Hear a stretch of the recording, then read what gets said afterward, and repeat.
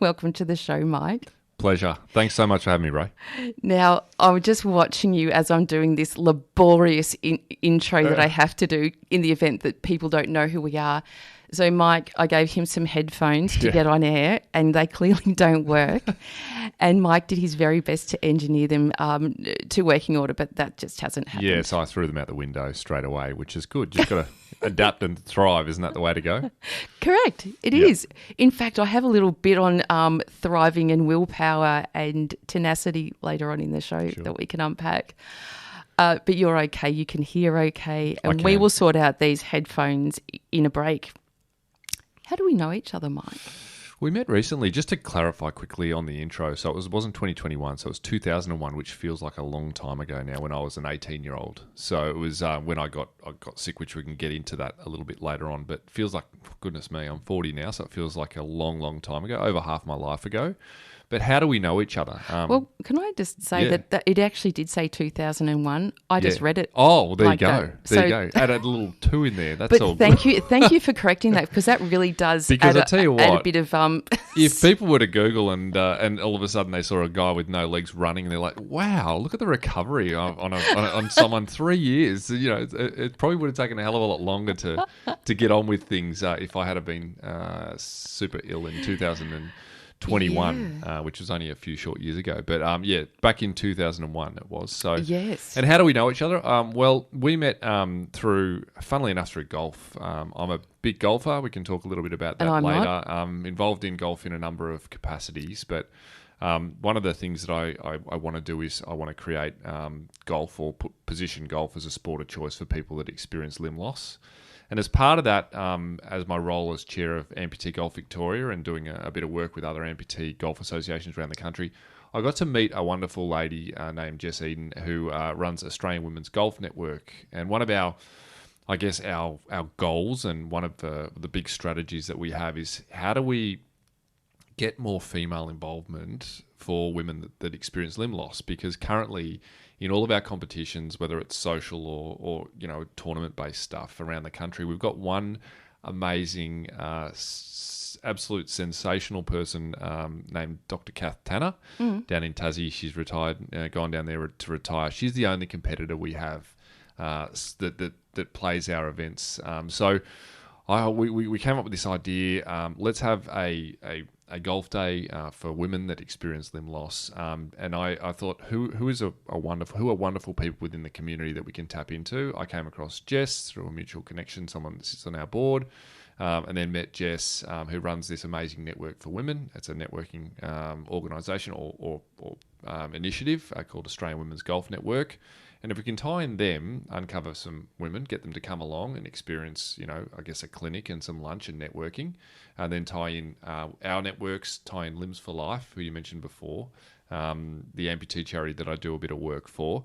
And then how can we actually use those stakeholders to attract more women to the game? So that's how, and you asked before, how did we met? Through Jess. I understand you've become pretty good friends with Jess over the years. And well, I am I'm probably one of the founding members of Australian Women's Golf Network over the years. So I have seen the evolution of that amazing space, and I'm just listening to what you're talking about now and involving women with limb loss, something that, when things enter into your head and you go, I would never have thought of that before. And then my brain's going, how many women are there that experience limb loss? Because my brain computer only has men in that space. Isn't it interesting, right? So that's probably the misconception. There are certainly more men that experience limb loss, but there are a whole heap of, women for various reasons that experience limb loss too. Is that for reasons being men are more highly risk high risk? taking? That's what they say. Probably from a younger perspective, but then but predominantly amputees in Australia are from vascular conditions, type 2 diabetes, those sorts of things. So so we wanted to, obviously open those networks and try and attract. How many women did you get at this event? We haven't had it yet. We're having it in. So if I'm ahead of myself. That wants to get involved, we're going to be promoting that far and wide. But it'll be on in May at the Metropolitan Golf Club on the 31st at this stage. So we're putting all the 31st of May, which is a Friday. Okay. Yeah. Now, in terms of limb loss, this might be just asking really obvious questions, but what sorts of is it? Could it just be a finger? Limb loss, no, not particularly. So, it's an interesting one. It's sort of like you know, I don't know How do you what the qualify? correct definition is. I think a major joint loss. So it would be a wrist or above, or below, above the ankles, those sorts of things. That would be limb loss. Obviously, sometimes when it comes to those vascular conditions, my understanding is that if you lose a toe, then predominantly, you are at a high risk of ending up losing a leg, below the knee, eventually, because you do have poor circulation. That's what it can result into. So, typically it's people that are most of the time prosthetic users, but don't have to be as well. There are people that choose not to wear prosthetics, and that's their choice and the way that they choose to live their life. It's as we're talking now, I'm just like, my brain's just going, I'm just going to throw all the show notes in the bin and start again. But you are many things, Mike, and I can't understand how we're going to encapsulate all of this in the next 2 hours. But on that, I know if anyone Googles you, because the lead up to this show, I've done a lot of Googling on Mike Rolls, and every time it comes up, it talks about you're a double amputee and the same old. And I thought, you must get bloody sick of being, identified as that. How do you identify with yourself? It's a really interesting one, because one of the things that I do is I wear shorts all the time. It just makes me more comfortable. I don't want to. I never used to, but when you wear shorts as a double amputee, people are curious, and a lot of the photos and stuff online, you'll see that I don't mind, the way that my legs look. But I understand what that does is it invokes curiosity from people. So they always ask questions, and I'm totally okay with that. I'd be a bit, I guess, thick in the head if I expected people just to, not be curious about that. They're going to look. It's not every day you see someone walking around with as a double amputee with 2 prosthetic legs. It's quite an interesting, and a lot of the reactions that I get, are really positive. People often ask me, or even give you a compliment. They say, "Oh wow, those technology is amazing," or they look fantastic, or you walk well, or something like that. So it's always really positive. I've never really, there'd be a handful of instances where it's probably been a negative experience, but most of the time people are really respectful and just come from a place of curiosity, which I absolutely love. But I guess my question was, how do you identify with yourself? How do I identify with yourself? How do you see yourself? Like, if you were to describe yourself, would you describe yourself as a double amputee who is a survivor of meningococcal? No, God. So that was my question, because that's what the world is saying about you. But what do you say about you? I'm just Mike. That's how I identify. But what is, in terms of your function, who is Mike? I'm a father. I'm a brother. I'm a husband. I'm just a general person, and the only just a normal bloke. And the only difference between me and the next person is that I put my legs on at the start of the day, and I take them off at the end of the night. At the end of the day, that's the difference. Like a bra in a woman. Yeah, pretty much. Yeah. It's like it's thank God they're off. It's just part of me. I don't know. I've learned over time, and I don't remember.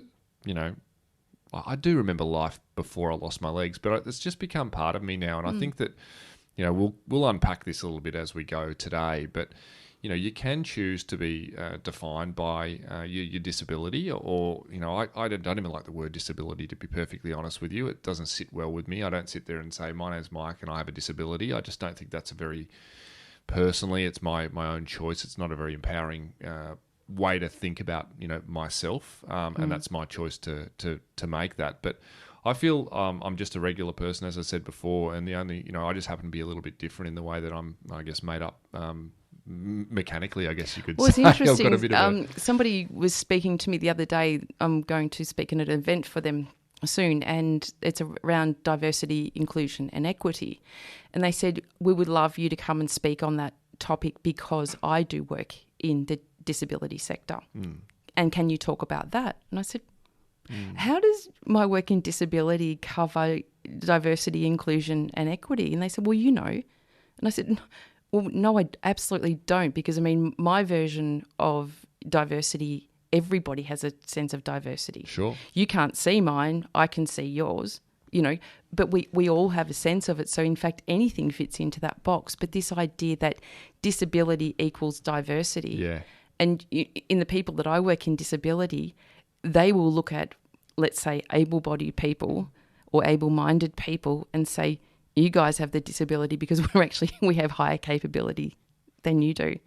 like you do, Mike, because I'm pretty certain I couldn't strap on a set of legs now and run out the door. Yeah, So, I love what you said just there about, we all, you can see mine. It's kind of an obvious thing, but everyone has these diverse range of lived experience, and no one knows anything about that until you enter into a conversation with them. Good example of that. The other day, my brain was a little fried earlier in the week. I did 3 straight days and done a lot of reading over the break for the Foundation of Directors at the AICD, and it was 3 straight days, 8-hour days of stuff that I do not.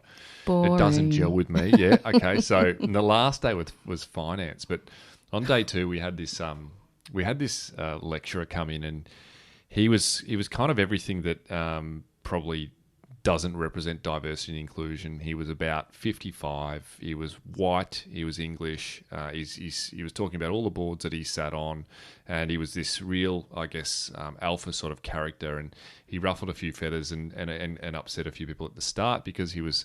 But he made a couple of good points. He was talking about diversity and inclusion, and then he asked everyone in the course what that meant. And straight away we went to ethnicity. We went to, it might be sexual preference, it might be male, female, that sort of stuff. And he's like, that's all bullshit. You just call that out, right? And he said, what about diversity of thought? What about diversity of opinion? What about diversity of lived experience? And he made all these really good points. And I think sometimes that we can expect to, people to think that all of a sudden you think diversity and inclusion, we straight away jump to, how can we make it disability inclusive?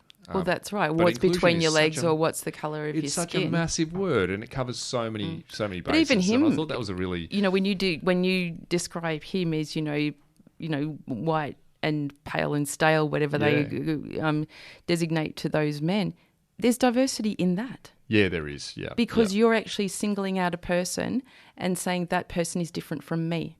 Yep. So straight away, that's when the diverse thoughts come in, and it can be unconscious bias. But when we're aware of it, that's when we start accepting. Yeah. And that's where we're heading with this diversity and inclusion. It's including people. Yep.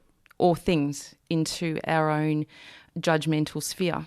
Yep. So when we're more thoughtful about that, all of a sudden it just opens slather for what is diversity. Yeah, 100%. Yep, absolutely. I work with this model. I mean, I am eternally curious about the human condition and have been from the time I can remember. And this model I kind of built in my head with the help of, many neuroscientists and people that I follow that help me learn, is that we all start with a structure. So when you were born, Mike, you started with a structure of things, and that's kind of determined by and grown and developed by, say, your parents or people that are caring for you or influencing you. So that structure gets kicked around a bit. Some things are developed, things aren't. But your structure is very definite, and then it moves and shapes. And then next to that sits, and I'm air drawing here. Yeah, I'm following along. Is your function. So what is our function? I'm pretty clear about mine. I'm not function to serve people. My function is to observe people. And in turn, that probably does serve people. But people think that because of my role in mental health and as a counsellor and so on, is to serve people, but it's actually to observe people. Mm-hmm. And I feel that very strongly in me. One of my children, he's a chef. From the moment he was born, he wanted to be that. His function is to create. So then we have a function. Underneath that sits what drives us. So we have a pleasure drive and we have an aggression drive. And that aggression drive is not about being in conflict.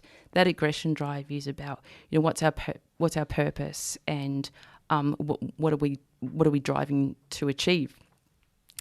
Some people sit very low on that aggression drive, and some people sit very low on the pleasure drive. And that's often determined by the structure and lack of visibility of the function. And then you'll find we see a lot of substance misuse happening around here. If we've got very high aggression drives and very low pleasure, we want to build up the pleasure. So pleasure drives in terms of the reward system can come through drugs, alcohol, those kinds of things. Sure. Right. So I'm going to go back to you. Your structure when you were little and what you saw your function as being, your pleasure drive, your aggression drive, do they look the same post 2001?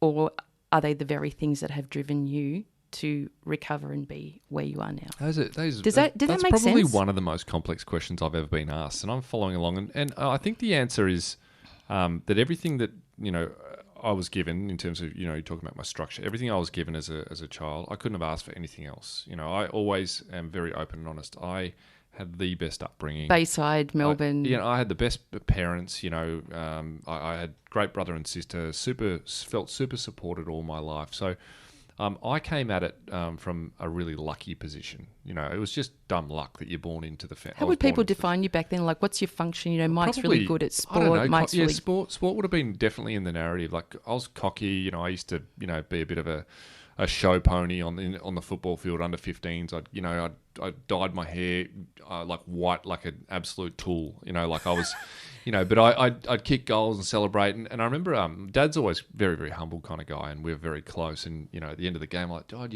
I kicked 4 goals. He goes, yeah, mate, but it's not about you. He used to just bring me back. It's about the team, right? Like, he was bringing down a peg or two when you do get a bit too big for your boots. So he's really caring for your structure. Yeah, he was, and I don't have any. But one thing I knew, and one thing that the structure actually, you set aside for a moment the aggression and the pleasure side of things. One thing I knew for a fact is that I love life. That was the thing that I think about. Growing up is like, I was curious and I wanted to experience, and I loved life.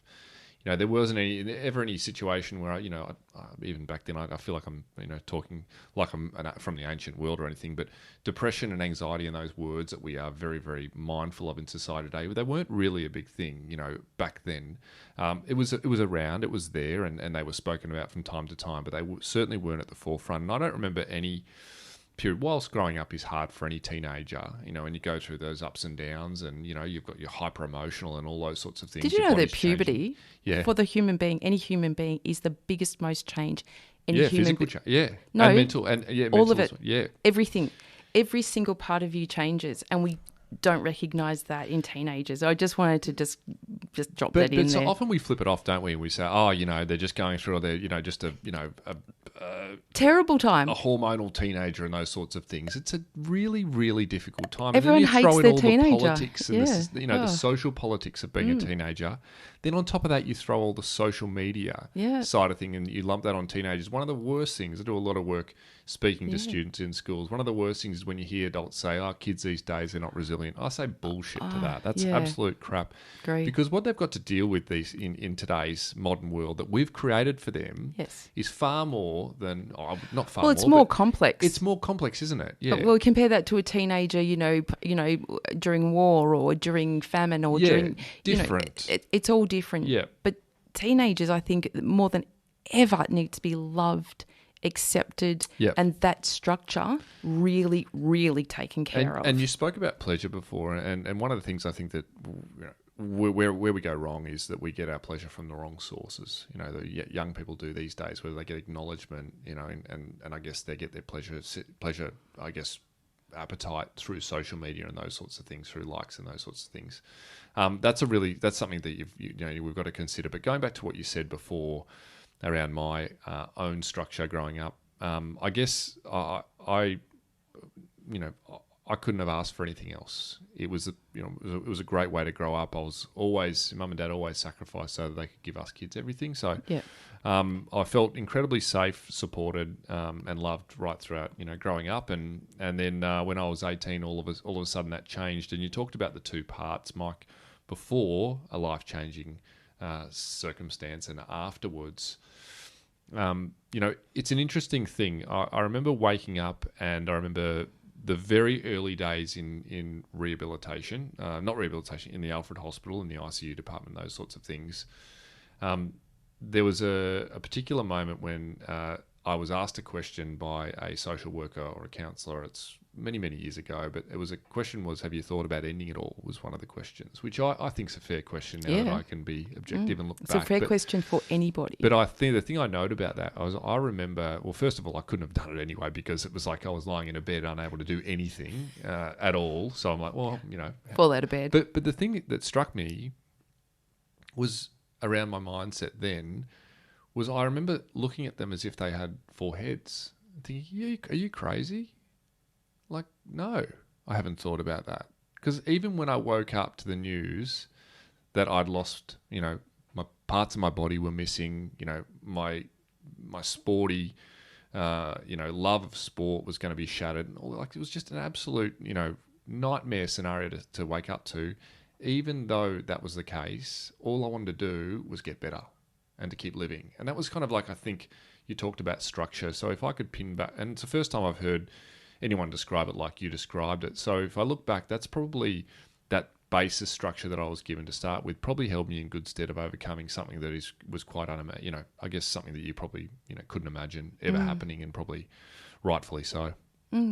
Thank you for acknowledging that as well, and going along with my air drawing of something that is quite complex. But I think, it's a really good takeaway for people that are listening into the show, that when we're raising ourselves and caring for ourselves, and also raising, our dependents, taking care of that structure in the event things change, because life is always changing. We've seen it through COVID. We see it through, losing other people. And the stronger the structure, the more likely we're going to be resilient. And you talk a lot about resilience, and I know that is very, very well received in all of the settings that you sit in because of your approach. It's not about just get stronger, just read a book and learn to be resilient. Yeah. You actually use the parts of yourself that aren't because of what happened to you.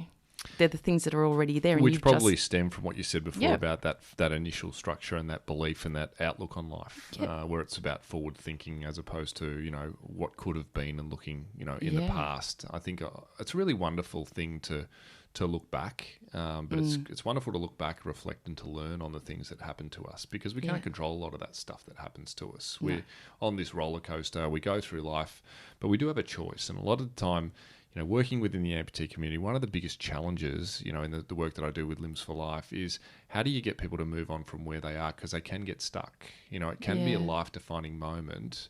And I'm not making any judgments on that, because as I said before, some people don't have the same structure and the same support. Yeah. So everyone is different, but that doesn't mean to say that, well, that person's, there's no hope for that person, they're stuffed. You're not going to say that. There's always going to be a way that you can connect with people and get them to think about things in a different way, to shift their focus away from, I talk a lot about why me to what's next, which is something that I think is a really, good way and a really ABC way to describe different mindsets through, circumstances and trauma that are adversarial. And that's the good thing. There is a place where you can sit in that state of wanting to go back, that state of resistance, which is one of the 4 stages of change. Or how do you get people to move into a state of exploration, which is a great word. I think that exploration style of moving through things is really good. And it's about maintaining curiosity. And the curiosity that we have as kids, I often tell a story when I'm speaking about, the reactions I get from kids to my legs. And, straight away they look at me and they, there was this moment at the Queen Vic Market many, many years ago where I was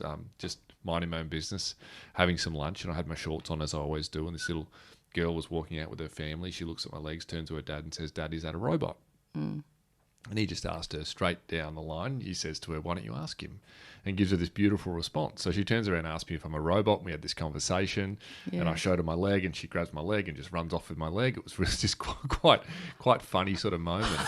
But the thing is around, when you're speaking to students or anyone for that matter, you ask people that, we're all born really curious. We're all always asking questions. And I think that sometimes we lose that curiosity. And sometimes, particularly around adversity, we stop asking questions because we think we have all the answers. It's not, instead of asking, if you lose a limb or, that's obviously a major, major life circumstance that you find yourself in. A lot of the time, you're giving yourself answers rather than asking the questions about the future. Instead of saying, well, I've lost a limb, there's nothing I can do about it. What can I do now in order to make my life better? But not everyone has the structure to support. Correct, yeah. So how do you get them there, though? How do you provide or put in a structure? Well, maybe sometimes you can't. Maybe sometimes you can't, yeah. And quite often if I'm working with a person, I'm constantly saying, it's not about you. It's not about you. It's not about what you want for that person. And I think, it might be difficult sometimes when you might be dealing with a person who's more resistant to change, that you have to resist projecting your own experience on top of somebody else. Yeah, super important to do that. One of the, and I've got a I studied counselling in a bit of a transitional period in my life, and I went back to school. And one of the things I discovered from that is I was a terrible listener, a really bad listener, and it really changed my view on the way that I approach the peer support work that I do with Limbs for Life, where they do this great program, 180 trained volunteers around the country to support people at the coalface of their amputation. They send them in, and you get to have a conversation with someone that understands it, that's been there, and that lived experience factor is incredibly important, and can be the tipping point. Because often when you find yourself in a setting where your life's changed, you're in hospital. There's a lot of advice and I guess wisdom around what your life's going to be like from people that maybe haven't walked that road. Yeah. And I think that that's the great part about that peer support element, is that people have lived it. So you get to ask questions that you can't ask in any other setting. The worst part is if you've got someone in there that comes and gives advice and tells you what to do, when to do it, and all that sort of stuff. So that was not saying that I was like that at the start, but all I'm saying is that before I went and studied how to become a better listener, I was probably lacking. But that's the key skills. there. You said you were a bad listener. You probably, because of your... I got better, But because of your inherent structure, when you're shown how to do it, then you pick it up. A bad listener is somebody who will never be able to listen. Wouldn't matter how much education. But, Mike, I'm going to interrupt this beautiful stream of conversation because we do have to go to a break. Sure. And this is really exciting, actually, because we come to our I prepare to play a little game with you. Okay. Love games. So it's our very first special guest song request, and it's based on a list personally selected by you prior to the show, and you know that. But it's a time where I like to have a bit of fun and games around providing you with a cryptic clue to help announce the first song. So you have to work out which one from the selection it is, and it could have something to do with the title, the artist, or even the album. Does that make sense? Yeah, sure. It's 1 in 4, right? That's right. And then you might even tell me a bit about the meaning of the song. But the cryptic clue is, you wouldn't call me this. You wouldn't call, or I should say, you wouldn't call me this. I'll put the emphasis on me. Yeah, okay. So I'd call my brother this. Would you? What's his name? Alistair. We call him Big Al for short. So that was a good. I don't know about cryptic though. I got that one. It wasn't as cryptic as I would have liked. Some of them are really doozies, and some people never guess them. Well, I hope people enjoy the song, because this song has no real meaning for me at all. Like, it doesn't mean anything other than the fact. Is Alistair listening in? I hope so. Oh, probably not. He's probably still asleep or something. Make it about him. But because I've got a brother called Al, I don't know what it is, but I just love the way that the beat goes and the way that it makes you feel, and it's also got this weird dorky humour to it as well, with the film clip with Chevy Chase and that sort of stuff. So Call Me Al by Paul Simon. Unreal song. Fantastic. Well, when we come back, we're going to dive in a little further into the guts of Mike Rolls. So don't go away. You're listening to 94.1 FM. It's 3WBC. Welcome back. The time is just 36 minutes past 10. And you're with Rae Bonney and Mike Rolls. Mike is a professional speaker, author, and he uses his experience as an amputee to build resilience in others. And Mike, I wrote some of these show notes before we got on air, and we were just talking about how we define ourselves and how you define yourself outside of being an amputee. So, thanks for defining me as an amputee, Rae. That's exactly what I just did. So, we talked a little bit about you being a younger Mike Rolls growing up in Bayside, Melbourne. Back then, did you have a dream of what you wanted to be when you grew up? No. I kind of did and I didn't. I used to love playing football, golf, those sorts of things, but I didn't ever think that I was going to be professional in those capacities. Yep. Probably wasn't quite there, and that's being probably honest, and maybe that's the reason why I wasn't there, was because I didn't probably have the enough belief to know that I could be a professional, and that's. But I spent a lot of time playing sport. I used to love playing sport, and I didn't play because I wanted to go through those pathways and probably never would have got there, but I just loved it. I just loved getting out there and being with, in a great social circle of people. And I had some really special moments with my father too. So, we used to go down the coast and play golf all the time together. He used to drag me out of school and have some really special... what's your dad's name? Yeah, Ian. Yeah, Ian, I'm going to get the truancy people down to you. So I used to say, what are you doing after lunch, on a Wednesday? And I said, well, I'll be at school. And he goes, no, meet me at the front gate and we'll I'll swing by, pick you up, we'll go down. So your term dragging out of school was more like just, mildly encouraging. Yeah, and and you didn't have to ask me twice. Yeah, so, I think when I approached sort of, finishing school and then I was a year out of school, I had to find something, and my parents were always big on us, continuing to study, and I was booked in to do a digital animation course at JMC Academy in South Melbourne, which I was kind of pumped about, but I look back now and the thought of sitting behind a computer doing, graphics, and it was when, Toy Story and those, first animation movies were coming out, so it was quite a new sort of thing, and I booked in to do that, and I think it was because I was forced into a choice really, and I had to say, well, what do I want to do? I kind of like that, so I was involved in that. And then, of course, my life changed, and that never eventuated because I got sick in the September before.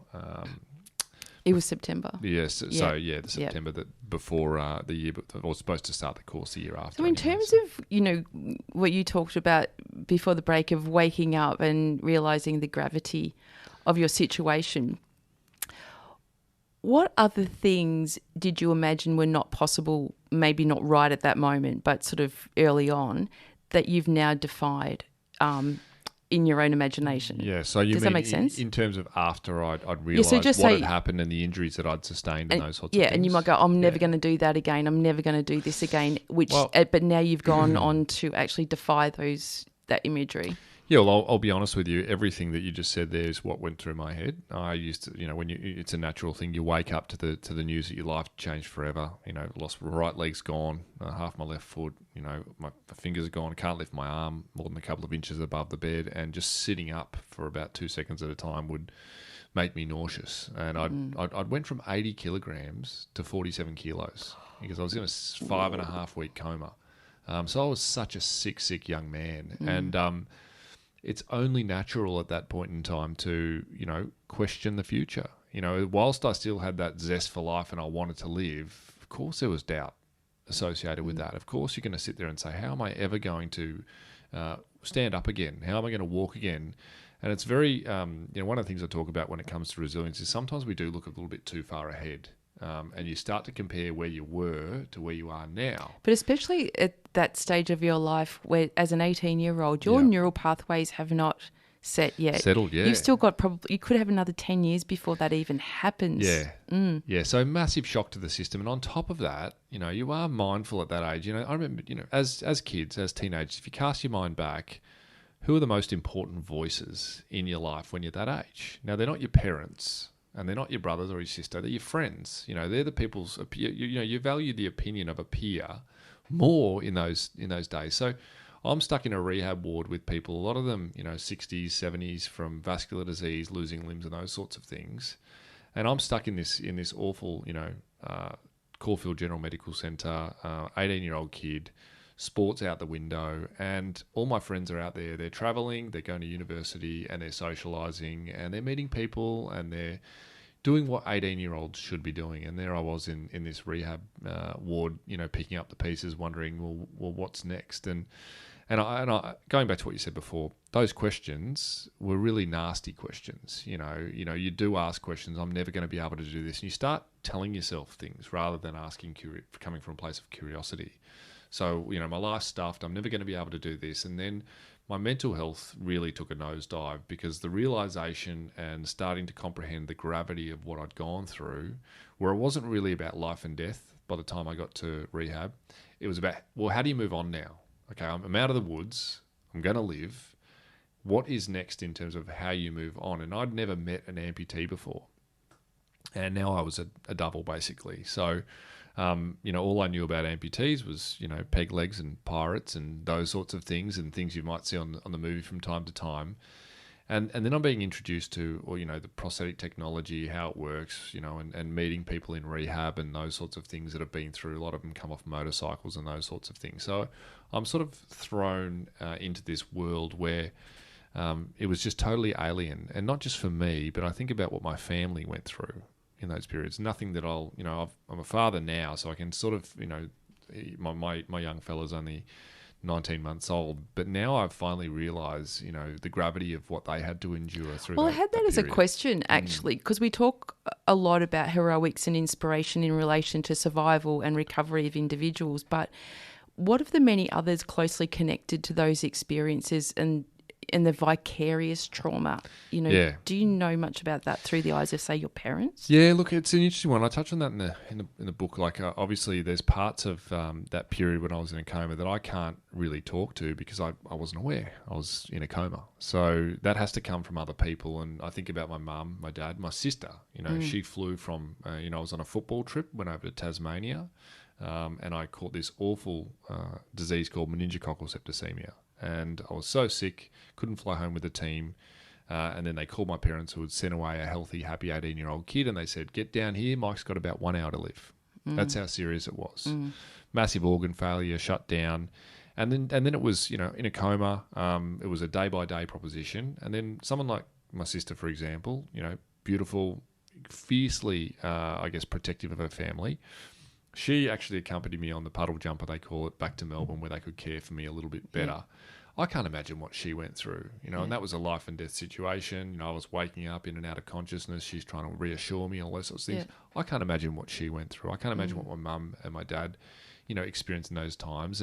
And by extension to that, what about the actual, all the people that I was friends with and the social circle and the football club and the people caring and, for you, and people that actually, it everything has a ripple impact. And that's right. And we tend to just only put the limelight on the person that survived. But what about the heroics of the people who actually, had to use every part of their resilience to get through these things? Like, why aren't we using these people on a stage to say, talking about it? Yeah, this is what it's like. Because, unfortunately, in my world, I get to deal with many parents that have lost children. Sure. And to sit in that space is just, it's almost being in church, if you're religious, that it's just so reverent in that if you can survive living when your child isn't, that's just something else. Yeah, and something that you can't possibly imagine unless you've experienced it yourself. Yeah, but there's a lot of inspiration we can get from those people to, how did you do that? Tell me how you did that, Yep. But we won't talk about it because we don't really want to upset people, or we don't want to dig up painful memories and things like that. But really we can delve a lot around resilience and how to do with what we've got from people that have experienced that kind of loss. Absolutely. And that's the end of the show. Oh, sorry. In fact, yesterday I was mowing the lawns after I'd walked the dog, because my life is so glamorous. But I do love mowing lawns. It just gives me some sort of joy. But my favourite teacher in the world is a guy called Andrew Huberman. He has a podcast, which is one of the most popular podcasts in the world, the Huberman Lab. And he's a neuroscientist. And he teaches me every day about different ways of thinking and feeling. In fact, part of that model that I unpacked before, I learned from one of the guests on his show, Dr. Paul Conti. Anyway, he was talking to me yesterday about willpower and tenacity. And it was really interesting around the different theories around what that is and how they have been seen as limited resources in us. But then you look at things like the difference between willpower and, say, motivation. Because sometimes we lump it all in one basket. Do you, in your experience of you and maybe those around you, what would you say is the difference between willpower and motivation? Are they two different things, or are they the same? Yeah, I think, willpower, I think to me is innate. It's sort of something that, you've got, you kind of, I guess, blessed with. Some people have incredible willpower, but I think you can sort of improve and to learn on that. And the other one, motivation, you mentioned, sort of not a word that I like to use too often. The term motivation doesn't sit, motivational speaker doesn't sit too well. Can I just go back to willpower though? Yeah. If you think about willpower is either to do something or not do something. Mm-hmm. So it's really conflicting in itself. So I have to exercise willpower not to eat all the chocolate in the fridge. Yeah. Or I have to have a lot of willpower to get on those skis down the river. So would you say it's linked to goal setting and what you actually want to try and achieve? For instance, if you're training, taking up a marathon, for example, if you want to run a marathon, then if you don't exercise willpower, then you may end up having, That's right. So is it a limited resource? So just say willpower. Some of the research says that willpower can be activated by consumption of glucose. So just say if we have to do a lot of things like you have to wake up, realise that your life is different, realise, and also I have to learn to work without legs and, I might lose another one. Fingers have gone as well. And a nose.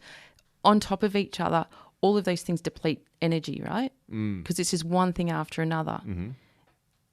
So it's suggested that willpower is something that's a resource rather than just an action. And it renews every day. Is that your suggestion? Yeah. So they say, some theories will say if we consume glucose after the first event that we have had to achieve, then that can give us more energy for the next one. So willpower being an energy, whereas motivation might be as a result of, say, a hit of dopamine or, that's something that's occurred that propels motivation. us. It's almost like motivation. So I sometimes shouldn't be talking about this stuff on radio because listeners are going, "What are you talking about?" It's an interesting one. Motivation. I remember reading and doing a fair bit of research on the where motivation comes from, and they did a study, I think at one of the universities in Sydney, where they worked out that motivation consisted of energy combined with purpose. They're the two things, right? And if you ask people, what's your ultimate life's purpose? Not many people can answer that. It's a really difficult one. Some people can. A good example I think about, and I admire him for his for who he is. He's not very well at the moment, but the guy that was down in, he's a priest. His name's Father Gerald, and he's a very good close family friend. And as I said, not quite well at the moment, but when I was sick in Hobart, he gave me the prayer of the last rites 3 times. I'm not a religious person. I was, I was Catholic. I was going to say you must be Catholic, though. Yeah. So he came in, and then he became a very good, family friend. And every time he came to Melbourne from Tasmania, we'd host him for dinner and everything like that. Wonderful fella. And I look at someone like that, and I said, he has found his ultimate life's purpose, and it's to serve God and to love God. Yeah. And I admire that greatly. I think, wow, he's just unwavering, and he's just the most upbeat. Got the greatest, outlook, and he sees the good in everything, and that's something that is rare.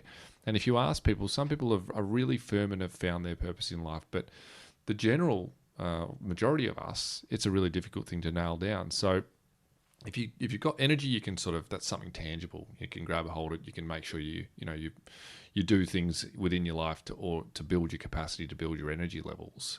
And then if you combine that with purpose, then you get motivation, right? It's more of a feeling. So instead of motivation, I like to think about, always been a very practical person. I'm thinking, well, what else, what's better? So momentum is something that I talk a lot about because momentum's an action. Momentum's something you can build. And momentum's really simple. And I guess you can, categorize it by saying, well, what's one thing I can do today that's going to make me a little bit better than yesterday? That's a really, really, from a macro level, it's a really straightforward thing to think about. So a good example is, if I had looked too far ahead when I was in rehab, those rehab days, and said, I want to run again. I've lost my legs. I want to get a running leg and another thing on my left. I want to run again. Imagine I started to think about that. Everyone who I'd talk to about that would say, mate, you're way off that. It's not a reality. You've got to learn to do this. And all of a sudden it'll be demotivating. It'll be like, well, how am I ever going to get there? So instead of that, it's about putting things in place. So baby steps.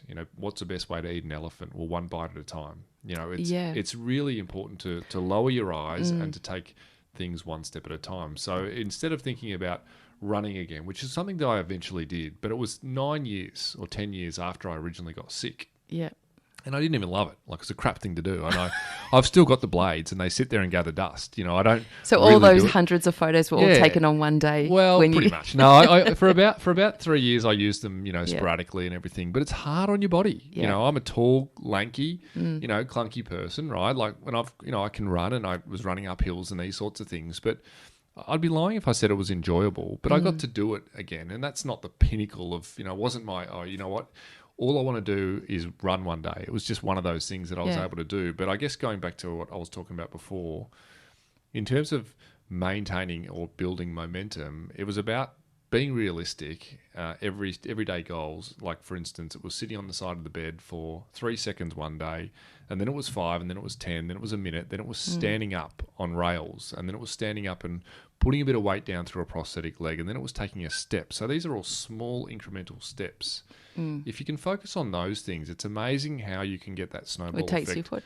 I actually have a question around that, and it's a really good example, I think, of you. I've got your book here, Ditch the Dead Weight. Yep.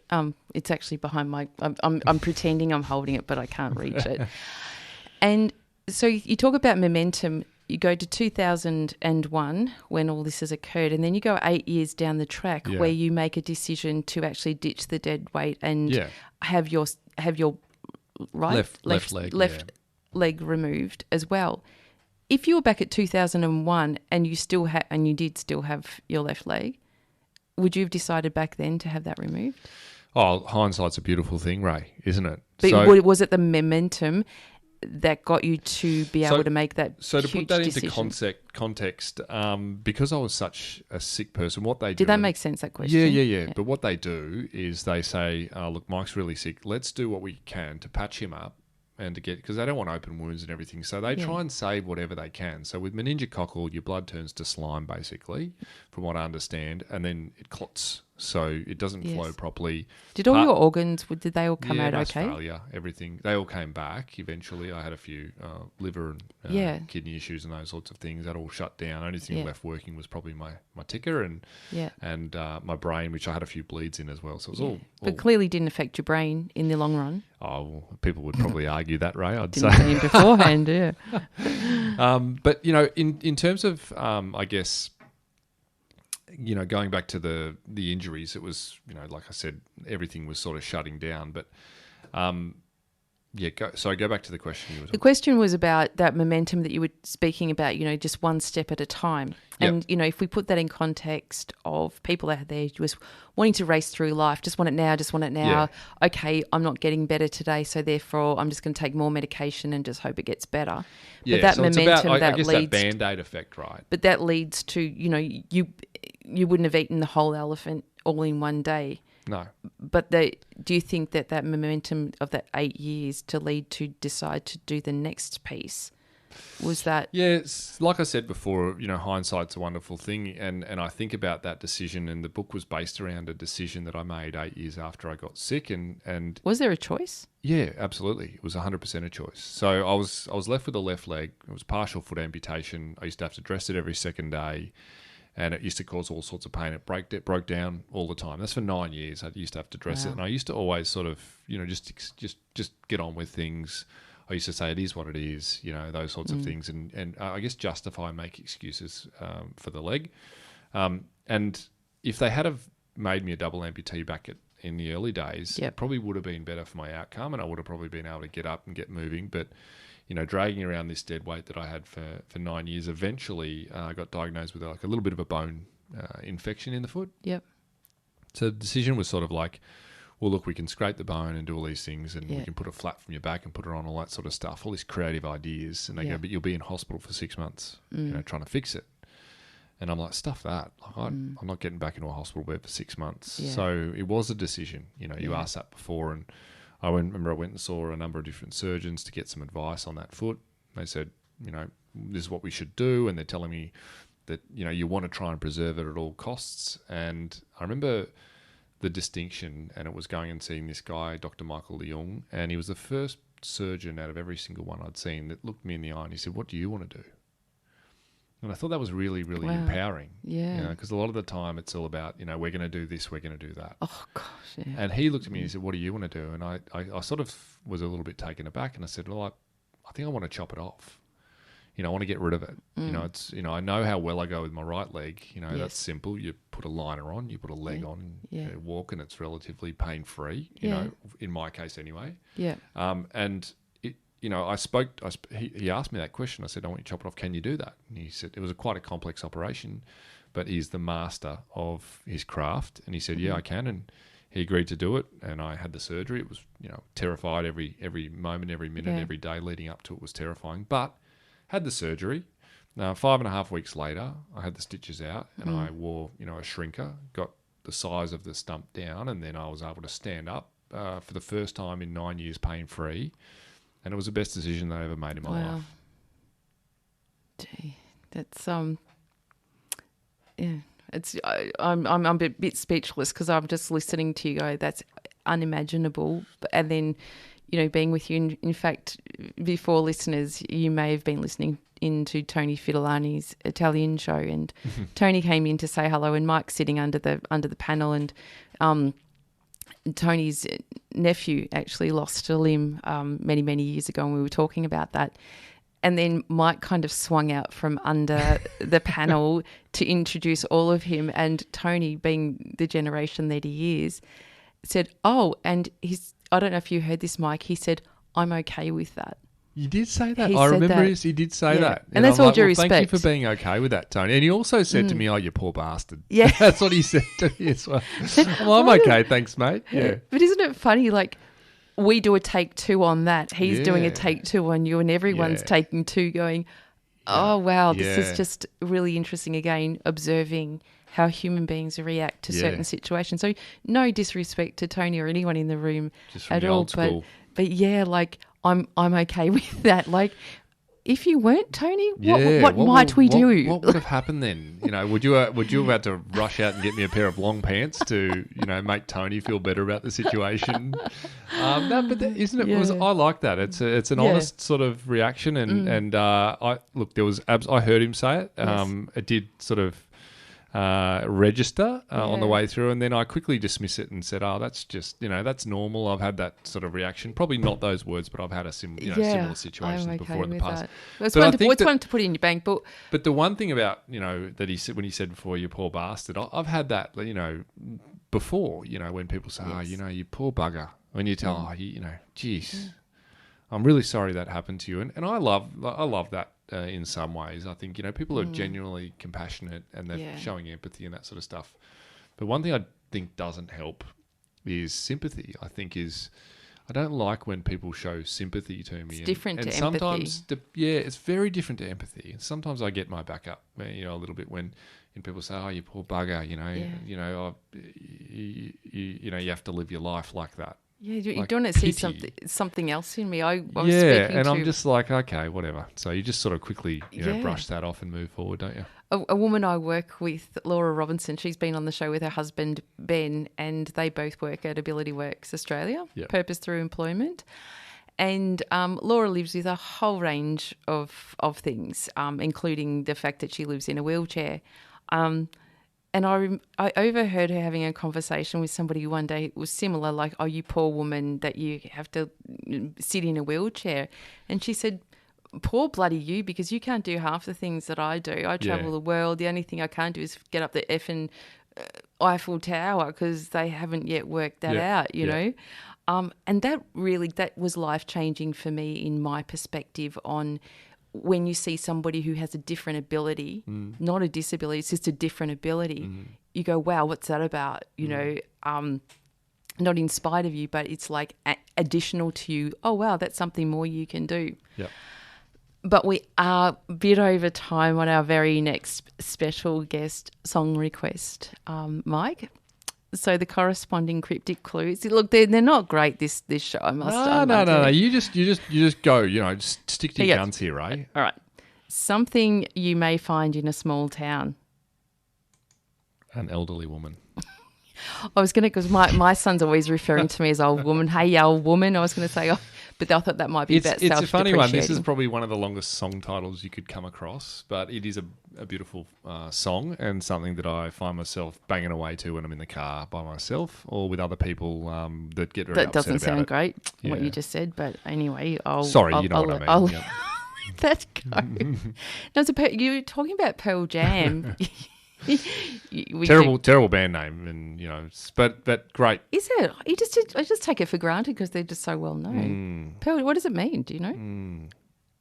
No. You're mming to me. Oh, okay. Oh, right. Okay, is that because I shouldn't be saying this, or okay?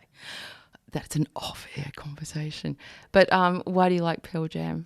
Just like the lead singer, and it just spit nostalgia as well from the growing up in the 90s as well. You've been to all their concerts, have you? Yeah, when they come out, we try to. They're coming. Rumor is they're coming at the end of the year, so hopefully. Are they old people now, or?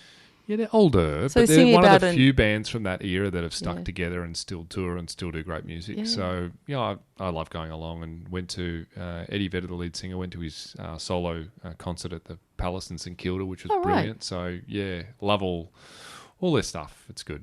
Wow. Okay, well, without further ado, here it is, elderly woman behind the counter in a small town. I'm sure that's a whole story, but don't go away, people. We'll be right back. You're listening to 94.1 FM. It's 3WBC. Well, welcome back. The time is just 6 minutes past 11 and you're listening to 94.1 FM. It's 3WBC with Rae Bonney, and I'm joined by Mike Rolls. Who are you, Mike? Just a bloke that came across you, Rae, and in great admiration on the work that you do. And we do similar work in, I guess, a bit of a different way. And I wanted to, we met through a mutual friend. I wanted to reach out to you, and then all of a sudden I find myself here. You've dragged me into your radio station. You're interrogating me for the next 2 hours. Yeah, coming up with all sorts of curly kinds of conversations. But speaking of conversations, when I was doing my research on you, I came across a little blog from 2014. Yeah, long time ago. Right. Yep. And this woman's name came up, Kerry Phipps. Yes.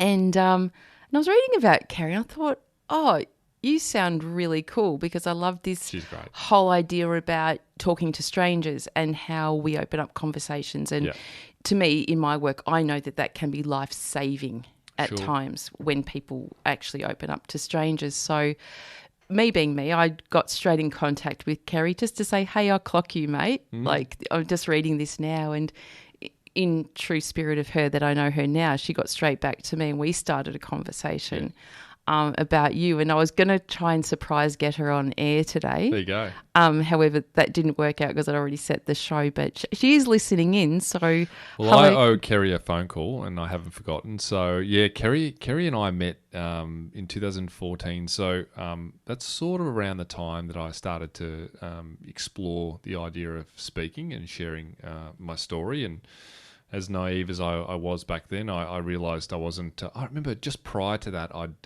been asked to speak, and it was nothing I'd considered speaking for a living, but I'd been asked to speak to a group of students, and I thought, I'm going to give it a go. And I remember I had a few notes prepared, and there was about 100 of students, and I was very nervous.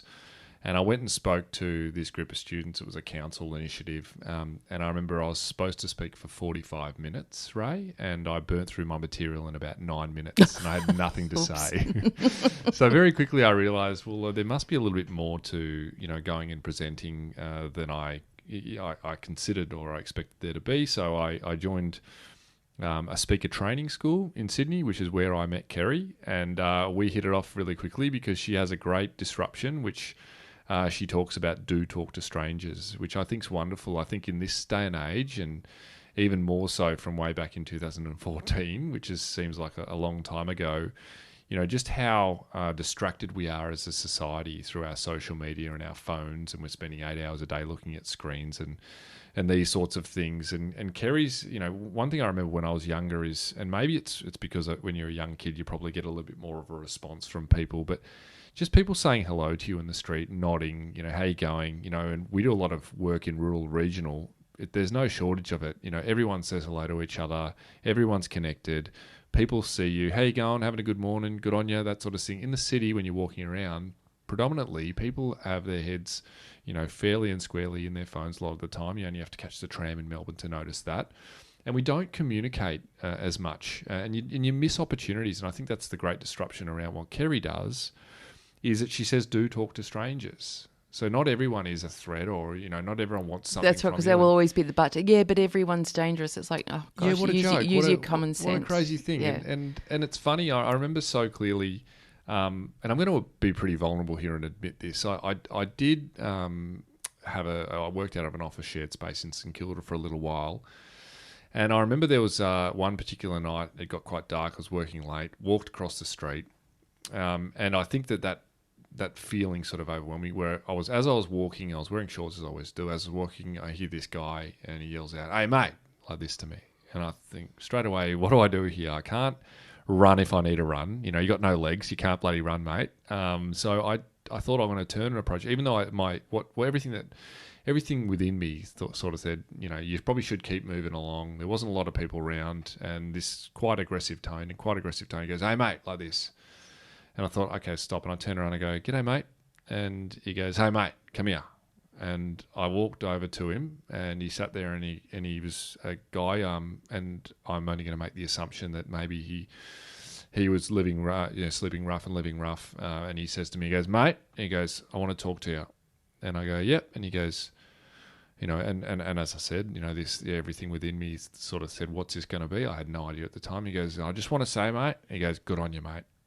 He goes, "Good on you." He goes, "We're all doing it tough." He goes, "It's good to bloody see, mate." He just gave me I shook my hand, and I shook his hand and had a conversation, and we spoke for about 5 minutes. And he was just a gentleman that just wanted to say he'd seen the legs, and he'd recognise, hey, there's someone else that's been through something shared in their life. He's obviously been through his own journey, and I really thought about Kerry's message around do talk to strangers. That was one of the really sometimes we're in a situation where we think that it's going to be a negative thing. Yes. But it was a really positive thing. And it was one of the conversations that I had for 5 minutes of my life that I still remember every moment of it. It was and I would have missed that opportunity had I kept walking to the car, jumped in and nicked off home. So she's got this great disruption that suggests that we probably, should be a little bit more connected and be open to conversations, because you can learn so much from people. And how many times do we sort of shut ourselves off and miss those opportunities? Oh, exactly. And that can often it's always about us and what we're, not comfortable with. And that's not to say, walk down dark alleys at night and engage in anyone that's walking past you. Yeah. It's just use your common sense. And I was doing some work with Medibank Private many years ago when they were Medibank Private.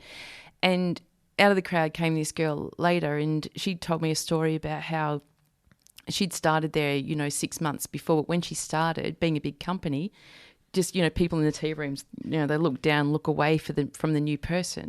Yeah. And that can make a new person feel so isolated. Yeah. Usually coming from a place of, uncertainty in the other person, because it's a stranger. We don't want to talk to them.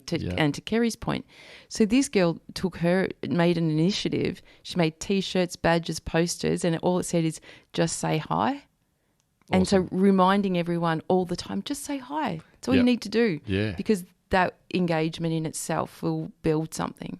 Yeah, it's connection. It's absolutely true, and I think just being open and smiling at someone as well, and just being open to a conversation is really, really powerful. And so I'm looking forward to Kerry and I catching up on a Zoomer, I think next week or something, just to say hi and talk about our respective work, and to see I'm sure there's going to be synergy there. There always is. Sure. Yeah. But it's just sometimes you don't have to do anything huge. After that, it's just having that connection and knowing that person is there in the world. Yep. So we can have these conversations on it. So I know she's listening, and I saw my phone light up. So I don't know what she said yet, because I don't want to be rude and access my phone. So that's really good. Now, Ditch the Dead Weight, the book. Sure, yep. Even though you wrote it a little while ago, yeah, I'm always curious about, again, this is another element to you. Writing a book must be really challenging for many reasons. Number one, logistically, it's difficult. Yeah. But getting these parts of you into a format that people are going to consume, what is that like?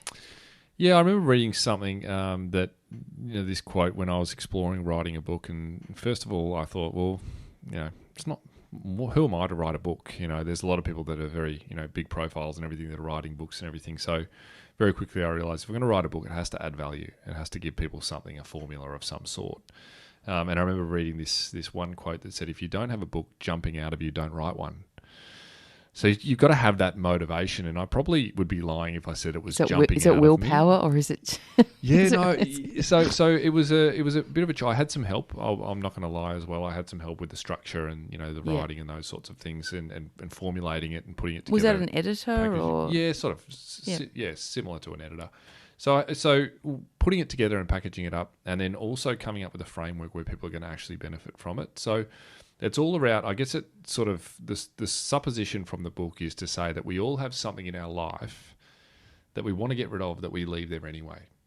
I think that everyone, when you say that, everyone thinks about something, yep, I've just been putting up with this thing. And as we grow, as we evolve as humans, sometimes we outgrow the things at one time they serve us, and then we keep them there anyway. And it could be a friendship, it could be a belief, it could be whatever that is. Something that's not adding value to your life that you leave there anyway, and sometimes making, a dead weight. And for me, it was a really physical thing. It was my leg. And I used to make excuses as to why. I used to sweep it under the rug and say, it could always be worse and those sorts of things. I used to say those things a lot, which I think we can do from time to time. People stay in relationships. You look at, the work, things with domestic violence and those sorts of things. And I know that's a totally different kettle of fish. So probably not, going up. It's a whole nother show. But there are things in our life, and even if they're trivial, that can really impact our ability to be our best. And that was the idea behind the book. And it's a pretty brutal one. I wanted to call it Amputate Dead Weight, or Chop it off. No more socks for Christmas, or something like that would have been a good one. Or no more sock. No more sock. Yeah. No, it's it was, and then also to take something that is so horrible, but also add your own personality and humor. Because Ray, I laugh a lot. We have a lot of fun in my family. I'm a happy person. The last thing I want people to do is to just like we heard before, feel sorry for me, right? Yeah. That poor bugger, right? Yeah. That's not the point, right? I want to be able to get across, hey, listen, bad things happen to everyone. I don't know what, you've been through. I don't know what the next person standing next to you. And are they bad things? We say they're bad, but it's what you do with them. Let's say, use the word challenging things happen to people. And I think we can get through those things and we can thrive. And I wanted to make sure that the narrative behind the book was a positive one. And that's sort of where it was born and how it sort of ended up. So, yeah, I was proud to write a book. I'm not sure it was the most enjoyable experience, but something that was quite cathartic, and going back into learning about, I guess revisiting some of those darker moments. It's funny what you forget, isn't it, through trauma? And it's funny how if you're going to write a book and do it properly, I went to some pretty, awful times and dug up some of those memories, and it was not an easy thing to do, but glad I did it. And now I guess it's there for everyone to sort of see. Well, that's right. It's in print. And then as you evolve further through life, do you ever look back and go, I wish I would have said that differently? Or yeah, look, I look back now and I think that the messaging and the stuff I speak about nowadays probably has changed, but it's definitely something that I still always refer back to. But it's something that I think that, the good thing is people, I do get a lot of people contact me and talk about how it has helped them through certain things. So that's always a good thing. And it's not saying that it's for everyone. We can read books and some really hit us between the eyes and others don't. But if you are going through something that's tough to deal with, often we look for things to grab a hold of or to add to our life. And I guess the disruption within my book is that, hey, you've got everything you need, but what are the things that you don't need that you're carrying with you? So how about we minimise? It's about simplification rather than sort of adding and making, taking a bit of a Band-Aid approach to things. And that's right, listeners. I think, something like this, and Mike's talked about putting it into a framework, and a framework suggests there's a place for everything. So you could apply this to, you're moving house and you need to downsize. Yeah. What stuff do I need to get rid of? Yeah. Why do I need it? What is its function? Going back to that again, if it doesn't have a function, then how do we let go of it? It's not as simple as going, just chuck it out. We have to find something within us to disconnect. Yep. And be able to let that go. But even more nuanced than that, it's like sometimes we sit there and say, oh, I've got a terrible relationship with my sibling or loved one or whatever it is. And it's not as simple as just going, like, let's cut them out of my life. Right? That's a common... I'm deleting the number. solution. I'm not going to talk, and they're a pain in the ass, all that sort of stuff. You know, that's not what... But what about if it's a way in which your communication is breaking down with your loved one? So maybe ditching the dead weight is about getting rid of some of the old ways of doing things and trying to reinvent yourself or learn about how you can actually improve that relationship. Yes. So, you know, a lot of people, you know, that have read it and I guess, you know, they identify it in their own way, identify with the message in their own way, but it doesn't necessarily have to be anything super drastic. No. But it does provide a bit of a framework to move through that process. So, yeah, if you're having trouble letting go of something and it's not serving you, perhaps it's your narrative, perhaps, you know, it's a thing. Whole range of things. Read Mike's book. That's what I'm saying. Get on. Where can they find the book, Mike? Contact me directly is probably the best way. If you want to get a copy. Just Mike Rolls, like honestly, again, the amount of Googling I've done, you just type in Mike Rolls, ROLLS, and he will come up for you. That's what happens on the Googles. That's great, isn't it? Same with you, Rae.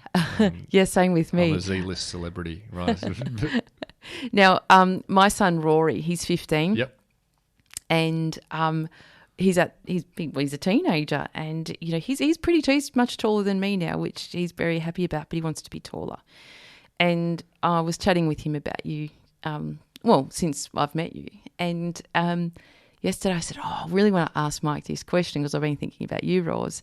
And I told him what the question was. He said, "No, you're not asking that on air." Whatever it is, I don't even know what it is. There's no pre-planned thing. Just ask it. I know. I pride myself on when I'm speaking, and I obviously, you know, give him permission to. There's no such thing as a bad question.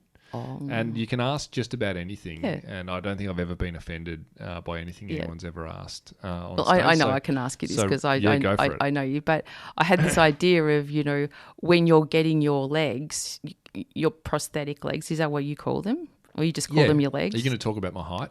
Yeah, like can you just get taller ones so you can... know what? That would be about 60% of all the questions I get asked around, hey, can you choose your height? Right. Because I'm looking at photos of you and I said to Rory, he's really tall in every photo. Yeah. He's like really, he's got this stature about him. I'm wondering if he had his legs designed so he could... One of the perks, right? You know, okay, well, there's a couple of perks. You know, no tinea. Don't have to worry about tinea anymore. That's a good thing. No smelly feet. And that's another thing you don't have to worry about. But you can also choose your height. So that's another good thing too. And when they made me my set of legs that I've got on now, they duplicated the sockets. They made me some new legs. They put me up on my new legs and I walked around and everyone that I'm bumping into, my family, they go, what's happening here? You know, you're a bit taller. And I said, am I? I didn't realise. And I went back and he'd made me a full 1.5 inches taller.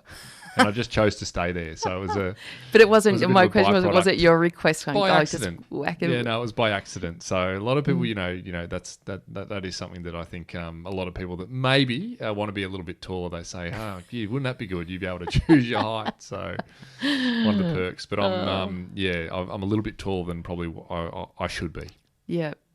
So how tall are you? I think 6'6" or something, 197 or 198 centimetres maybe, something like that. So, that's really tall.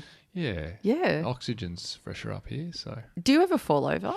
Not really. From that height? Fairly good, touch wood. Yeah, but if you fall over, it's not going to be a good thing. I did a stupid thing the other day. I went to a Christmas party with a very close group of colleagues, and they decided that they wanted to do curling. I don't know if you've ever done curling before, but curling is like lawn bowls on ice, and it's that Olympic game where you've got the brooms and everything like that. So they thought, let's do curling, and I went there, and being, you know, I'm tall and lean, I thought if I hit the ice, and you know how hard ice is, if I fall over and hit the ice, I was terrified of falling.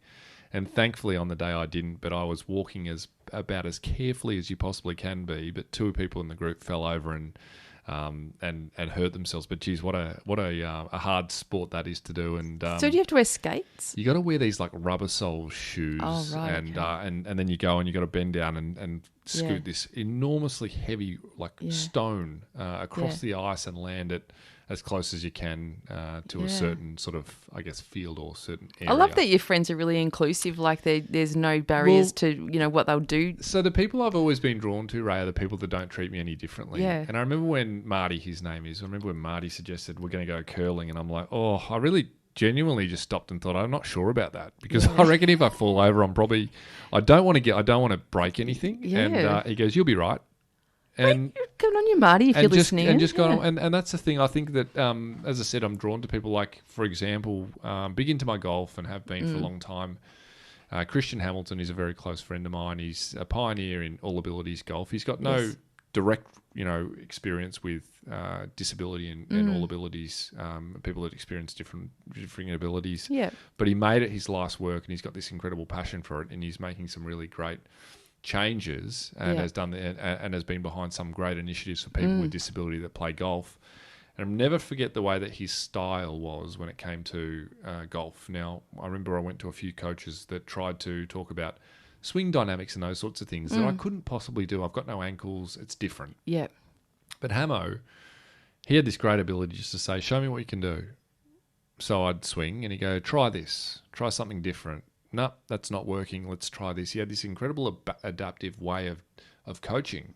So he didn't make any assumptions about what I could and couldn't do as a double amputee through the mechanics of a golf swing. And I think that's a really wonderful thing, is sometimes you've got to set your assumptions and your preconceived ideas, put them to the side and just talk to people where they're at. Yeah. Have a conversation. It's interesting. I'm watching a show called Milk. I think it's on... just come out. I did see that. Any good? Yeah, I'm really enjoying it, actually. But there's an actor in it, and I just saw him in another series, and he is a victim of thalidomide. Okay. And it's the second time he showed up, and he's a bloody good actor. And it had me, in this particular show, he played, like he's part of the group, but he's also a drummer in a band. And ends up he's actually drumming, like one of the scenes he's drumming, and somebody had said, oh, do you have to play with longer sticks or something like that? No, I can just... So he's got short arms as a result of thalidomide? Yes. Yep, sorry. He's got short... Sorry, I'm just demonstrating that. Anyway, when I did my research on him, his actual occupation is an actor and musician, so he plays drums. Yeah. And he's phenomenal. I don't know where I'm going with that, actually, but it was just more that what you can do with what you've got. Yeah. And it's funny... I just want to say what my thought was, because his ability was limited by the thoughts of others. So others' thoughts limited his ability. So you can't do that because you're either going to need longer sticks. Yeah, and it happens. And even when I've had clients before when I'm going to speak and they say, "Oh, just so you know, we've got wheelchair access in the side of the building," and the assumption is that maybe... Do you say, "Oh, who's coming in a wheelchair"? No. Well, we've got a ramp that that you can use. So something like, maybe not wheelchair access, but they say we've got a ramp, so it's an accessible entry in the side. No, I'm fine. Yeah. And I understand it comes from a really good place. But it's funny talking about being adaptive. The things you remember, when I was 15, I was in Great Keppel Island with my family on a holiday, and they had archery there. Lucky you, yeah. It was amazing. But they had archery as one of the activities you could do. And speaking of being adaptive, I'll never forget. And I remember what the guy looks like. He had a baby and his wife, and he had no arms right at the joints, so 0 arms. So he had thalidomide, which we discovered there, and he was doing archery with his feet, and he was almost better than everybody else. And he worked out a way in which he could pull the bow back and everything, doing archery with his feet. And on top of that, he had this baby. He would rock the baby with his legs in a way, and he would change the nappy with his feet too. And I just thought, wow, goodness me. It's the thing about human beings, adaptability and agility. It's something that got me, again, curious years ago, is that we have IQ. It's about, how we're measured with our intelligence. Then, EQ came along, and that's how our emotions were, starting to measure. But what we, if you put those two things together, the thing that was missing was our ability to adapt and be agile within all of those spaces. So, now this is a quotient that we're looking more closely at as our adaptability and agility. And when I started looking at that as an idea, that's when COVID happened. And it was a perfect example of how human beings adapt on the head of a pin. Yeah. Straight away, most of us... Even now, most people don't reflect on what we got through, especially here in Victoria, that we did that and we adapted and we were agile. And if we actually really, really honed onto that attribute, we could apply that to so many other things that, of our life. But speaking of that, Mike, we do to go to the next special guest song request. But when we come back, you mentioned this archery guy and holding his baby and changing nappies. I want to talk about your dadding because you're a dad. Yep. And when you came into the show today, you were talking about taking your son to the market yesterday. Yeah. And how old is he? He's 19 months now. Yeah.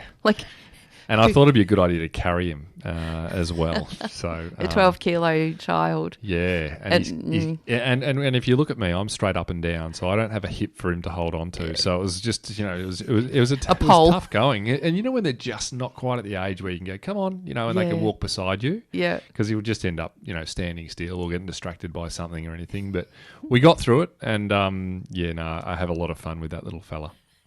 So good, but I want to know more about how you parent as well. So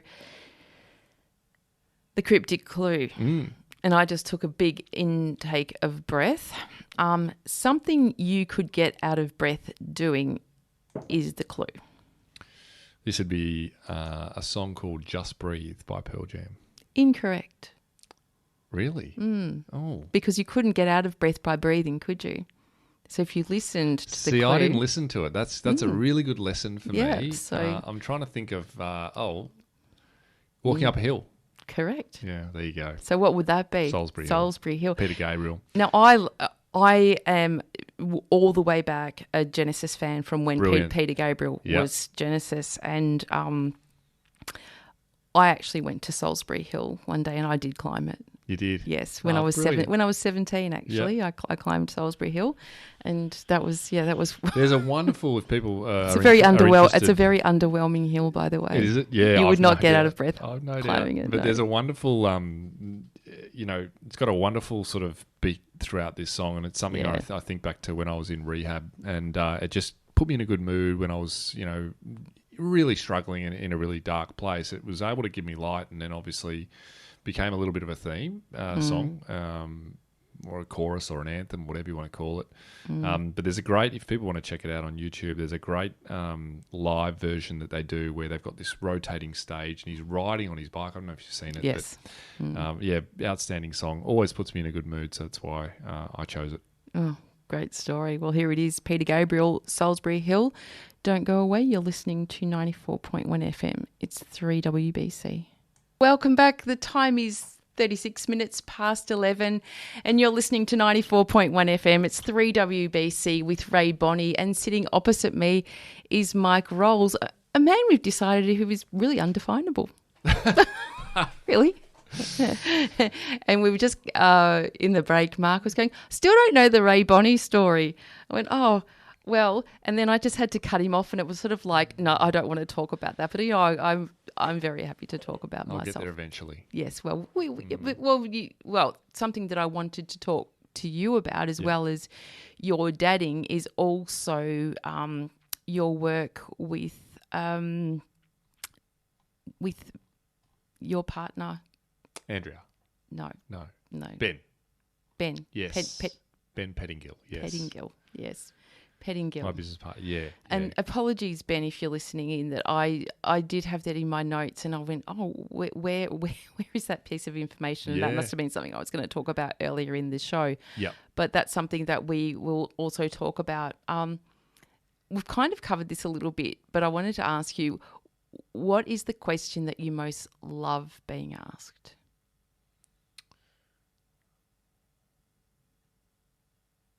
I love being asked questions that have nothing to do with being a double amputee. There you go.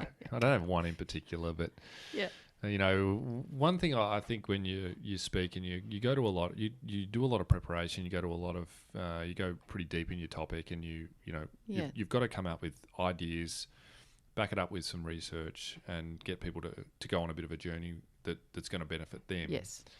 I think one of the things, and maybe it's maybe my downfall as a speaker is when you do a presentation, and often you'll get really wonderful questions, but occasionally someone will just ask a question that really is on a very shallow level. Yes. Like how do you go to the toilet at night? And that's I get the curiosity, but it's like we've just spoken. We're talking about life. We're talking about challenge, and the one thing you want to ask is, how do you go to the toilet at night? And I answer the question, which is fine. But I think sometimes, when whether it's, you're watching a documentary or a movie or reading a book, sometimes what you take out of it's really important. So be mindful and be present and be there and say, well, I've got an opportunity to take something away from this. And if someone doesn't take something bad, that's fine. But going a little bit deeper on the things that you put your time and energy into is probably an important one, I'd say. Yeah, that's an interesting question. Now, my first response to that in my head was like, well, that's just silly. But then I thought, oh, no, I can see why somebody would ask would ask you that. It's curious. It's like But you mentioned Andrea, your wife, and before in the show we were talking about the impact on others that our own experiences have.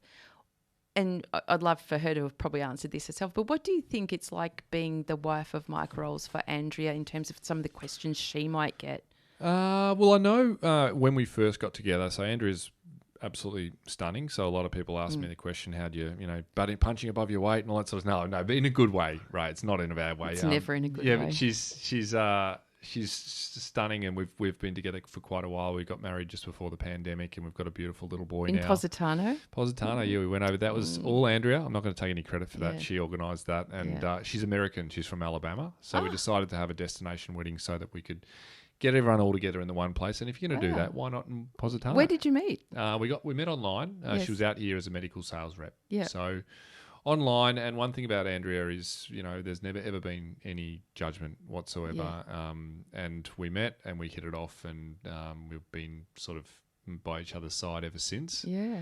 And then married in 2019, and then the pandemic hit, and throughout that process, we've been on a real journey because we wanted to have kids straight away, and it wasn't really working for us at the start. And being pretty proactive with my health, I've learned some pretty good lessons across over the journey that I can't just sit there and take things for granted. So I was pretty proactive, and I thought, I was a very, very sick young man, and I wanted to go and get checked out and get some tests done to see what my fertility levels were like. And then I went and got some tests, and it turns out that there's 5 factors when it comes to, sperm in men. And Pearl Jam. Yeah. I didn't want to go there, Ray, because there was an awkward moment earlier on where, it's a silly, terrible band name. But anyways. I knew I'd get it in somewhere. So there's these factors with sperm, and I was really low. I had very low live sperm. I think it was like 5%. So live was, they were, and they were, the only good news about all this thing was that they were the right shape. But the chances of us falling pregnant, and this is all as a result of what happened to me when I was younger. We were assuming that was what the doctors had said. So the chances of us getting pregnant and falling pregnant naturally were next to zero. So we then embarked on this journey of IVF, where Andrea, being as healthy as anything, we went through that process. And anyone that's going through IVF right now, my and Andrea, my heart goes out to you, and it is such a terribly difficult journey to undertake, and there are some great successes with IVF, but there are also some really heartbreaking times to it. So during the pandemic, we underwent the IVF process, and we fell pregnant pretty quickly, but then we lost a baby at 17 weeks, and it was something that I didn't know anything about how to deal with that. You just have to do everything you possibly can and support each other. Andrea's got this incredible ability to quickly move, we had our moments of heartbreak and sorrow, but then move and get on with the job and get, back on the horse.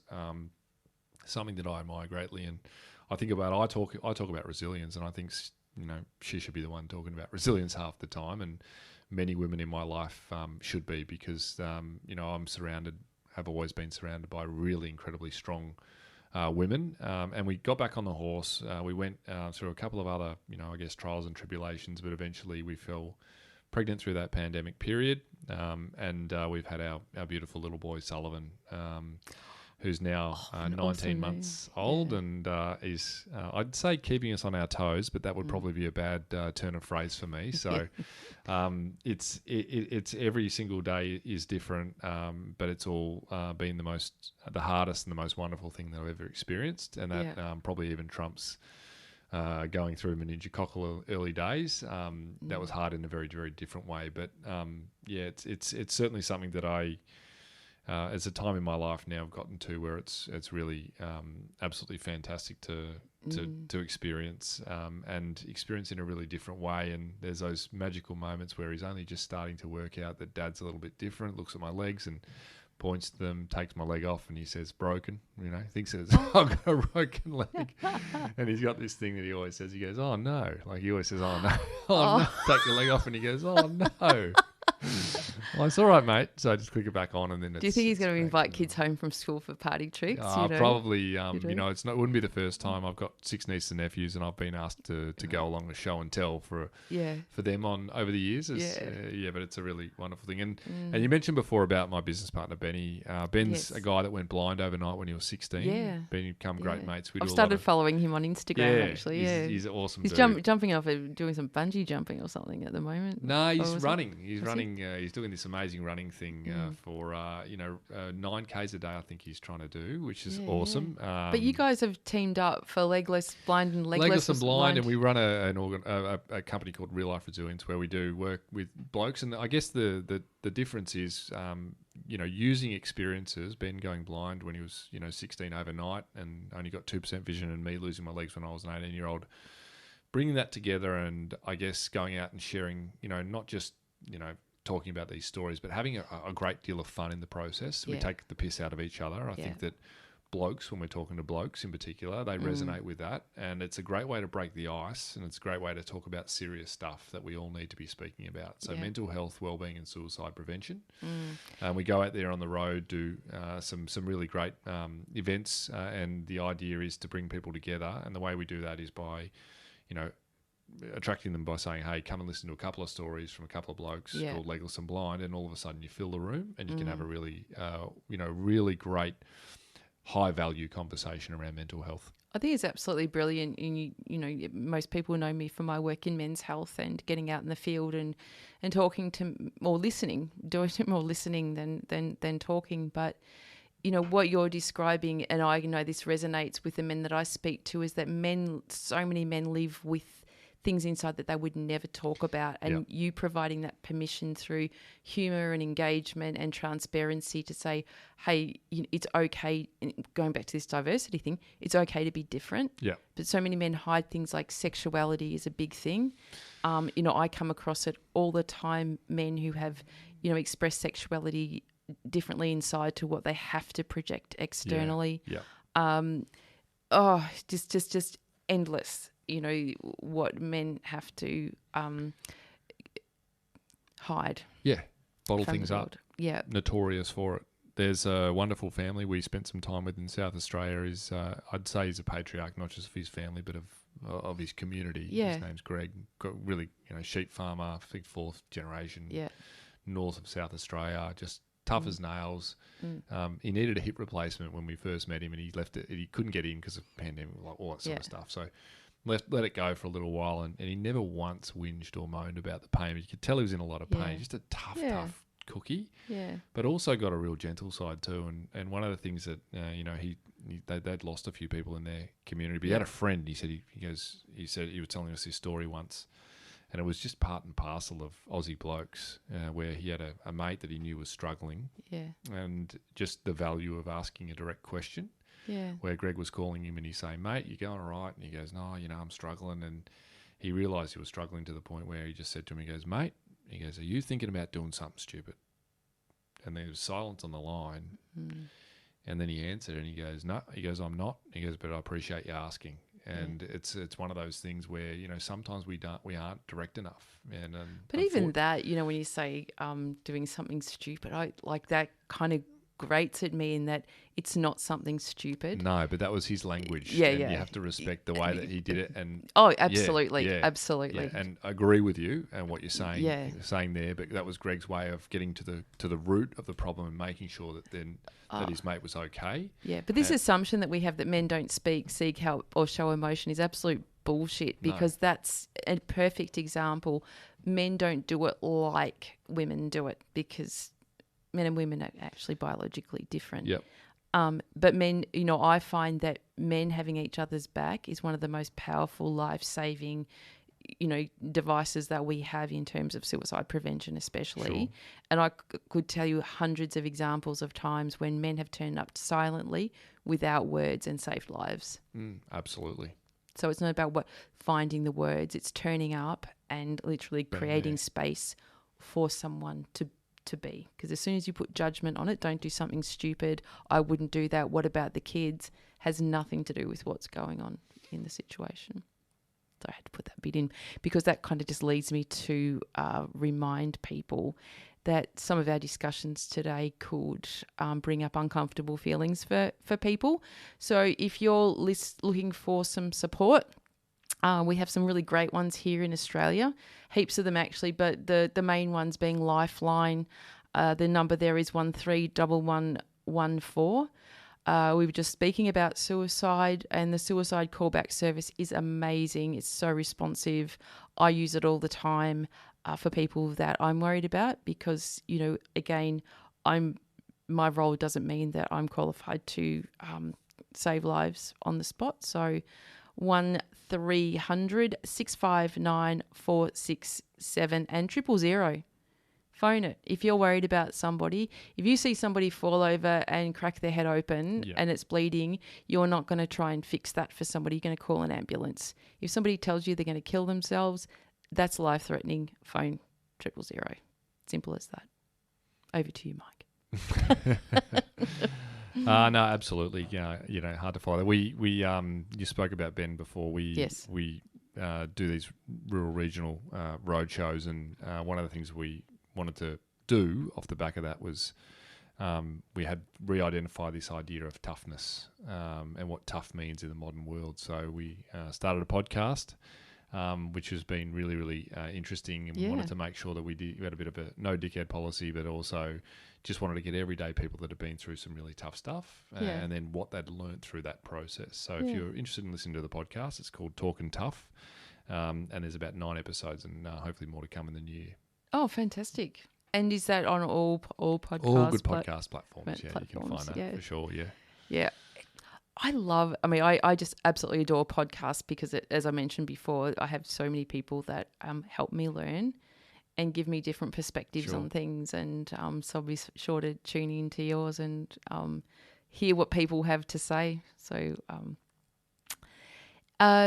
what's up next for you, apart from you and Ben going on these fabulous road shows? Where like, do you do public events as well, or are they usually company, private sort of things? More private. So in corporate, Andy and I work together. So that's the core business that we have. Yes. So doing not so much stuff, I guess, in terms of what space that I sit within, it would be around resilience, and that's linked to sort of performance and more general resilience. What can we do on a day-to-day basis to increase and enhance our performance? So a lot of the stuff is, corporate work. I still do some stuff in schools as well around resilience, and I think that resilience lends itself to a whole host of different avenues and the ways in which you can talk about it and the methods that you can apply to your life in order to get through that tough stuff. So what sorts of things come up to you in the school space that you feel that maybe the education system isn't providing enough platform for self-realisation and self-actualisation for kids? Yeah, this is pretty controversial, but I think there's a real emphasis on protecting people from adversity, when I think that adversity can create a huge amount of value. And I think that those tougher experiences, you gain so much more clarity and understanding about what you're actually capable of. Yeah. And sometimes the idea is to shield and protect this generation so that we don't experience any, I guess, stress. And I think that, as you said before, you gave this great analogy of a rubber band. It's okay to stretch that and to push yourself and to really, give this generation, like all generations before. I remember when I was growing up, we were pushed out of our comfort zone plenty of times. And those are the times that you remember and you learn the most. And sometimes I think that it's a little bit safe. And we talk about safety and safetyism. Yes. I read a great book. It was really interesting, called The Coddling of the American Mind, and it's about how good intentions have set a generation up for failure. Pretty controversial book, But at the same time, it talks about the American college system, the cancel culture, and not even things like conversations, about someone has a different viewpoint to us. It's really important that we respect that someone has the right to say it, provided it's not hate speech and those sorts of things. Part of diversity. Sorry? It's part of diversity. That's right. But there's people that say, well, this person's speaking on a topic we don't agree with. Let's kick them out and let's protest and let's not hear them. So there's great examples within the book. And they also talk about practical things like the peanut analogy at the start of the book, which sort of is a really interesting concept too. I'm not a doctor. I'm not going to talk about, I guess, allergies and those sorts of things. But it's talking about by eliminating peanuts from every product, all of a sudden the peanut allergies were going through the roof. Yes. And they're saying, well, it's okay to have a safe, controlled level of risk or level of adversity in your life. Yes. It's really important to continue to push yourself outside your comfort zone. Otherwise, we end up in this situation where we stay in this safe zone and all of a sudden we're not really learning, we're not developing, and we're not going to be able to cope, as we've discussed at length today. Things that jump out at you and bite you in the bum in life that you can't control. How are we preparing today for what's going to happen tomorrow? That's right. And it does have an impact on generations, and we have to wrap this show in a tick. But we do. I see, in my workplace work, there was a generation of parenting, probably 20 years ago that was all about that cotton wool helicoptering, and they were when we've seen in schools there was no such thing as first, second, third anymore. Everyone's a winner. Yeah. And you think about just being competitive. Talk about that too, trophies, yeah. Being competitive is part of the human condition. Yeah. So now we're seeing these kids are now in the workplace, and the resilience is just so low, and the sense of entitlement around what that person needs to function and what's expected that will be given to them just because it's not their fault, but I can see it present a lot in that generation. And would you say in education as well, Rae? Well, I think it's washed out of education now. I don't think it's as present as it was, because now we've gone back to the old model that we just, I think we're getting better at this diversity thing. When I say this diversity thing, I mean with all due respect, but I look at the generation of kids now that are coming through, and my levels of pride and admiration and respect for them are so high in how they're creating these spaces of inclusion for others. It doesn't work everywhere. I'm not saying it does, because there's many terrible outcomes as well, but generally I think how they're bringing it forward is just... not a word for it. There's this really interesting concept that, speak about micro adversities. You talk about like the big things. Yeah. And I think about, well, for myself, getting meningococcal was a big thing. Yeah. But I think that we undervalue those turning points and I guess those forks in the road that we encounter beyond that. And I think that sometimes what happens is when we are forced into a situation that we get uncomfortable with, and we choose the easy way out, then it becomes the norm for the next time we're faced with the situation. So those micro adversities that we experience are really important. Don't discount those. It's really important that we think about them and make the right decision and take the right, not always the path of least resistance. And that's not an easy thing to say or to do. It's probably easier to said than done. That's how we couch hard, though. When people say, this is going to be really hard, like VCE, you're in year 10, it's going to be really hard the next 2 years. Who knows it's going to be hard? Yeah. For a person that just really froths off study is going to really love a VCE. And thrive through it, yeah. So we have to get away from hard being bad. Hard is, a challenge, not wanting anything to happen to somebody like has happened to you, but it's like you've always said, it's what you do with what you've got that's going to carry you through. Now, I can just see the lovely Paula Hogg has just entered the studios at 3WBC, and she's coming up next for her lazy Sunday afternoon, and hopefully she'll let us wrap just a couple of minutes later while she sets up. Funny story though, Paula and I not only are radio stars, but outside of this, we recently acted in a TV series that will be coming out this year, I think. Wow. What's it called? I can't tell you. We're not allowed to. We're sworn to secrecy, but Paula played a leading role, and I was, in the care of Paula in this particular scene. Just one of those things that you can do, Mike. Love it. Anyway, thank you. Rae, it's been a pleasure. Thank you so much for having me. Well, just I kind of had an idea of what might come out of you, but still not prepared for the enormity of what, you know, you house in your 6'6" stature. And we didn't cover even nearly as much as I wanted to, so you'll have to come back. It'd be my pleasure.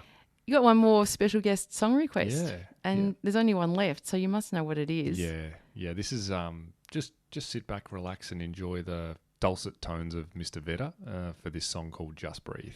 And I saved that for last because I knew that we'd be probably quite breathless while this came up. So thank you, everyone. I'll be back on Sunday, the 19th of February, I believe, and with another very special guest.